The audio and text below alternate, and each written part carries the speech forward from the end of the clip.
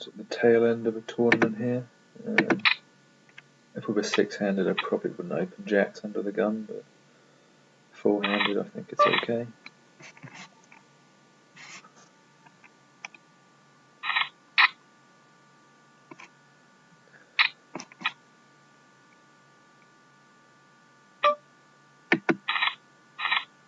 It's always worth keeping an eye on players and making notes on them. And the chip leader, I haven't really seen much of him before, so I don't really have much on him. Same for mixer, actually. I've got one little note on him.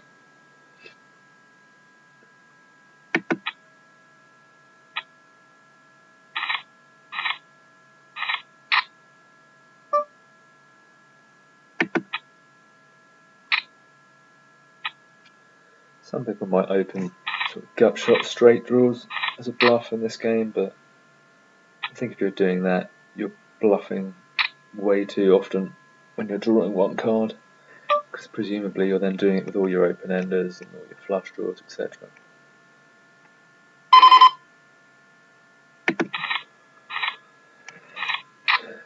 Yeah, to keep things balanced, you should normally draw one with trips, unless you've got a particular reason not to. Draw one with your two pairs, obviously. Pick out some flushes that are ace high, where sometimes you can miss the flush, hit a pair of aces and still win. And maybe a few open-enders as well at the higher end of the scale. Like 10 jack, queen, king. If you open that and the big blind calls you, sometimes they'll have a pair of jacks or queens and you can hit a pair of kings and win, or a pair of queens and win. So you're giving yourself more equity in those situations.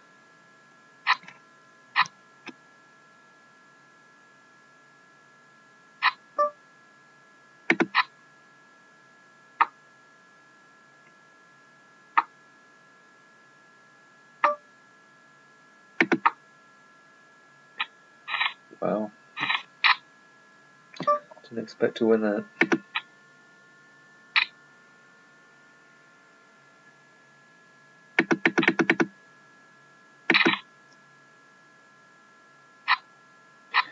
Yeah, I mean, even if Mixer and Julie miss, I sort of expected Evro to shove if he had a misdraw there, because there's so much in the pot. And he's drawn 4 and he's drawn 1, so they can easily have next to nothing. I clearly only had a pair before the draw because I drew 3, so I think it's correct for him to shove there rather than checking.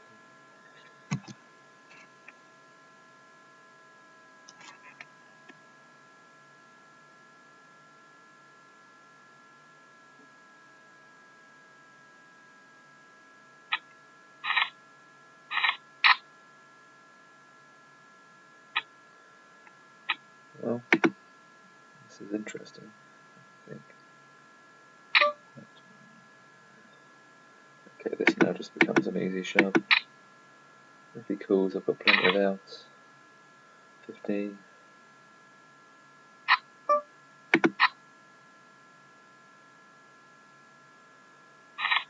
Third of the deck to aim for. If he shoves there himself, maybe a slightly different matter. Maybe I have to call because of the $7 bounty.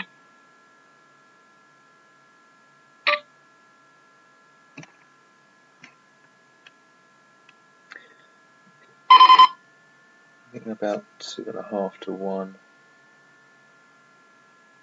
But when you're in this sort of situation, you can 3-bet and you're in position. Implied odds becomes quite a significant factor. There's normally going to be quite a lot of chips going in after the draw, which kind of changes my 2.5 to 1 price a bit, but I don't know if it changes it enough. I mean, I've got a factor in reverse implied odds, like I could hit my flush and he has a bigger flush or a full house and I lose a huge pot, and I think that just about probably makes it a fold.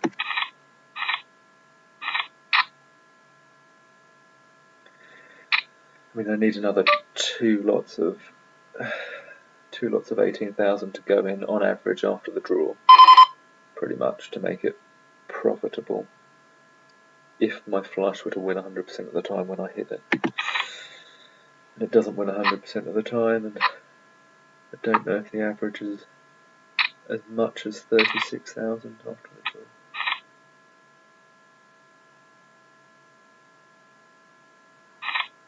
So more than a half pot bet after the draw. So I think that's correct.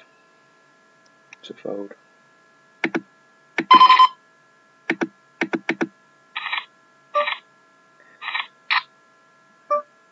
You're going to mix in some bluffs there. Sometimes ace king or ace queen is a decent one to do because they can call with a pair of tens, pair of jacks, then you hit the ace or the queen or the king. You not only win the pot, but you get to sort of draw 3 and then flip over a pair of aces or a pair of kings. And they sort of get given the wrong impression that you were just raising for value rather than bluffing. So they start to misjudge how often you're bluffing.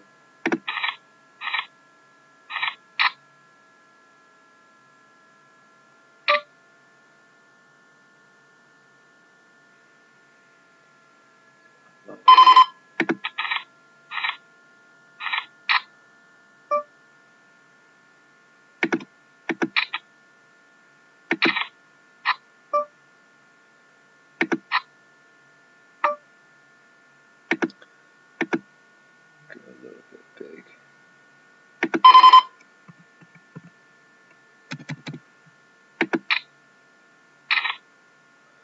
Yeah.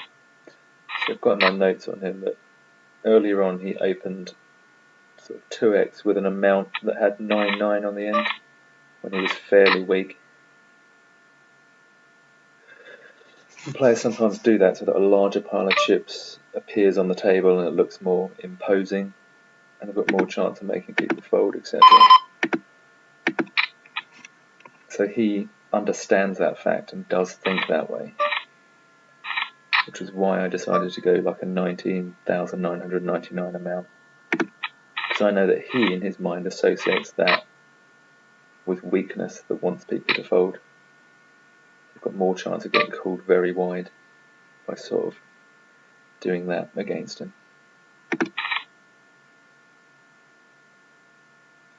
And he's already shown that he thinks like that by doing something similar himself. So yeah. It'd be interesting to know what he actually had. Yeah, just a pair of queens, so it did work.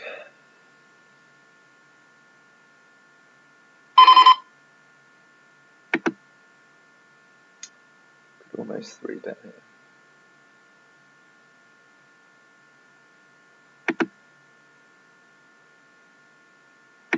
Okay. I think I can just about 3-bet there.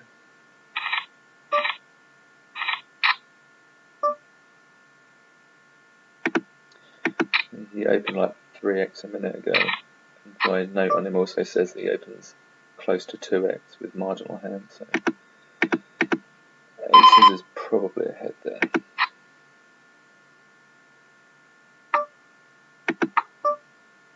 That's going to be out-kicked. But it's very rare that happens that you have the same pair, so it's not worth going overboard keeping an ace every time, really. This guy likes to button raise, so we shall see. I'll do something here called block bet baiting. So min bet, just to try and make myself look like I'm weak and wanting to desperately keep the size of the pot down. That means the times that he is bluffing, I often induce him to raise. It's quite an effective play that I sometimes use. And of course, if he doesn't raise, he's got an excellent price to call with hands that are worse than 2-pair, in which case I get slightly more value from my hand than I would if I simply checked. So there's 2 potential upsides there.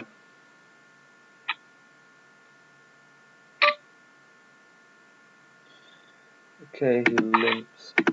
He might have something like a draw or something super strong. I mean,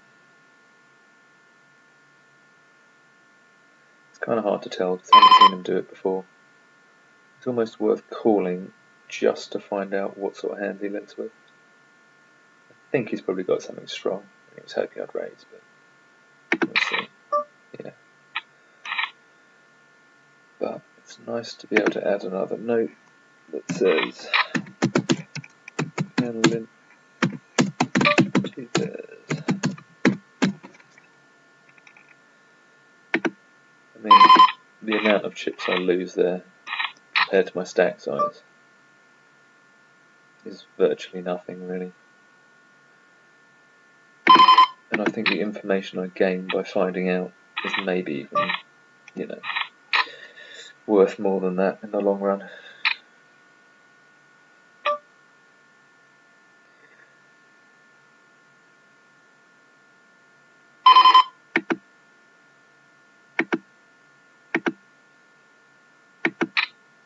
Let's see. He has raised a few buttons, so I probably wouldn't do that with something like ace high, because you need to do it with a hand that can realistically improve to something that could still win. He calls. I mean, if he calls there and he has something like 2 pair, I could hit a strong 2 pair or 3 sixes and still win some of the time. Whereas with ace high, if he's got 2 pair or 3 of a kind, which that pretty much constitutes his calling range. It's so hard to get from ace high to beating those hands.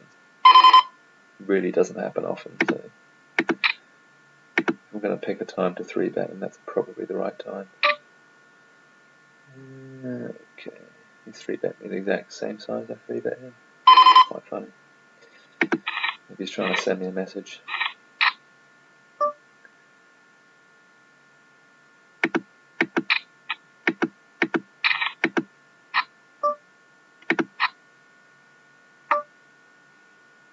Okay, back out of this one.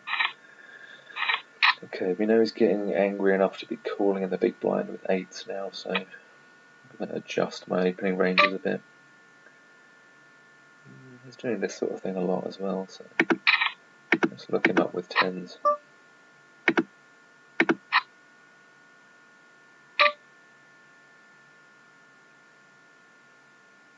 That looks like thin value with kings or aces. Yeah, kings. Thought about raising, but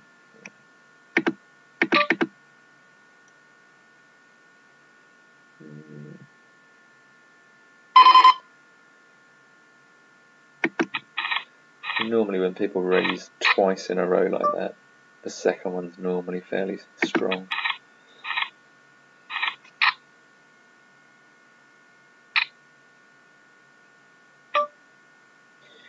Okay, I'm going to call this partly because I'm getting like 3-1, which is fairly close, and also because I think from the button his range is so wide that a pair of queens or kings or even 9s might be good.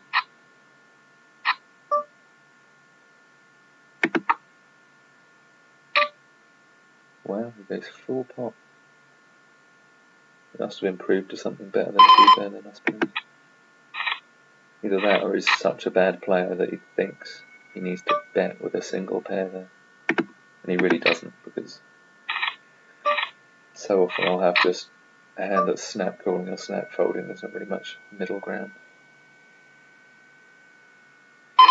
Okay, I'm adjusting my opening range against his big blind mixer, so if a player was folding quite often in the big blind, I'd be opening ace king high probably, but not now.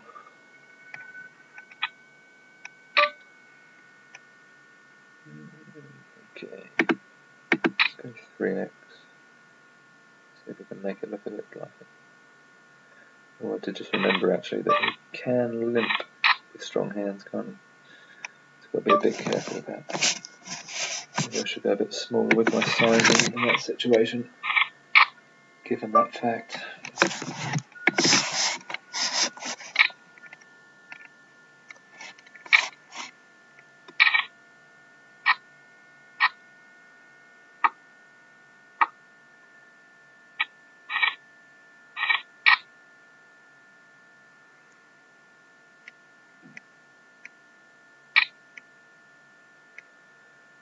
to raise his buttons, and then he must play a lot of hold'em.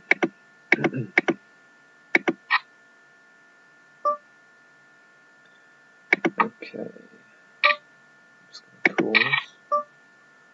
Okay. I mean, if somebody's raising loads of buttons and they stand pat when you call, they're going to be bluffing quite a lot of the time, so I think it's just a standard call there.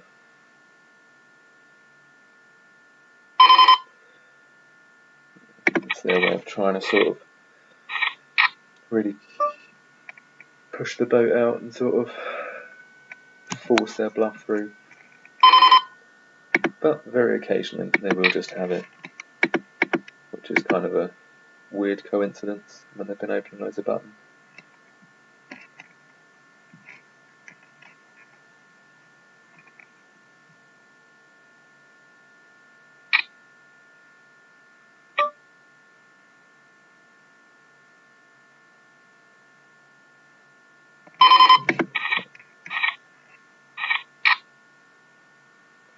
A fairly small sizing. It's normally more indicative of strength rather than weakness.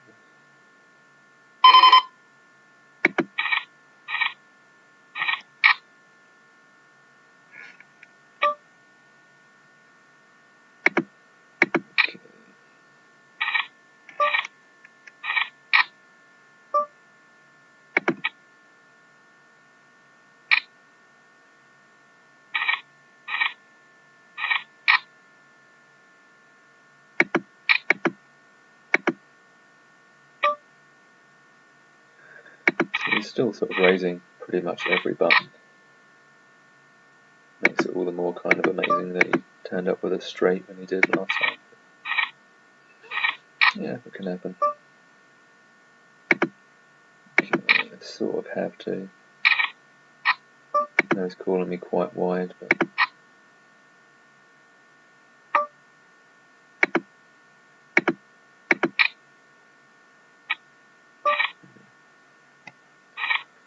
I mean, I couldn't really go and do the 999 bet size trick again because now he's seen me do that and turn over a really big hand. I can't really do it again and get away with it. This guy's still opening every button. I'm going to have to start calling as wide as like a pair of nines and stuff. I wonder if he'll let me limp the small blind. Okay, let's see.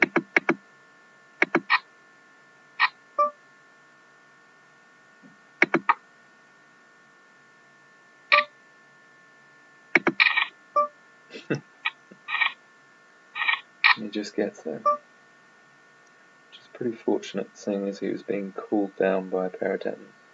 I mean, I picked up the aces, but, you know, it makes life a lot easier because I can beat a decent number of his value hands then. But I was certainly calling just to cool him down.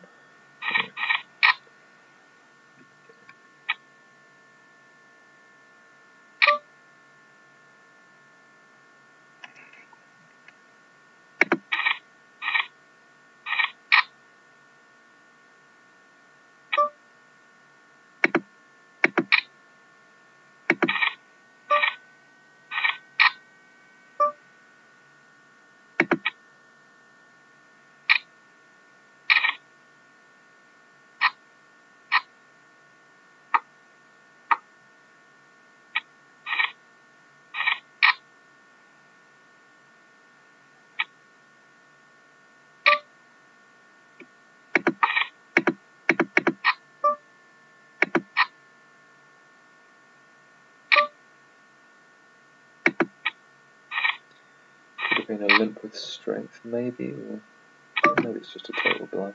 No, he did limp with strength.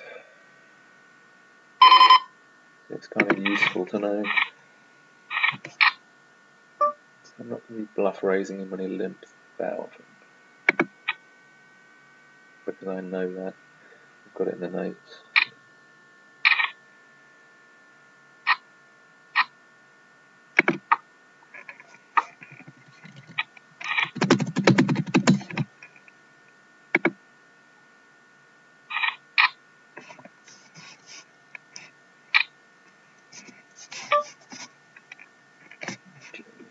opening. Do I just shove here?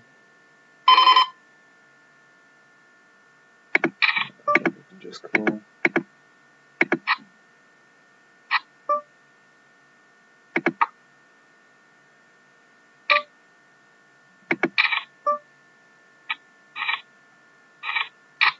Well, he's sort of opening about 80% of buttons and seems to have it every single time, so there's not much you can do against that, really.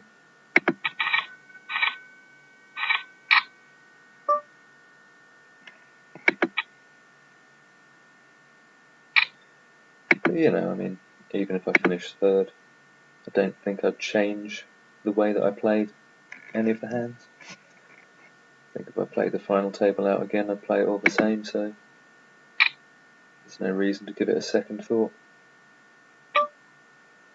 I sort of have to call, just because half my stack's already in there, really.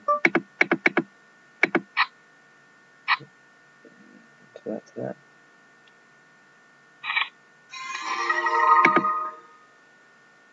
Still, not bad. $21 in bounties and 34 in prize money, so there we go.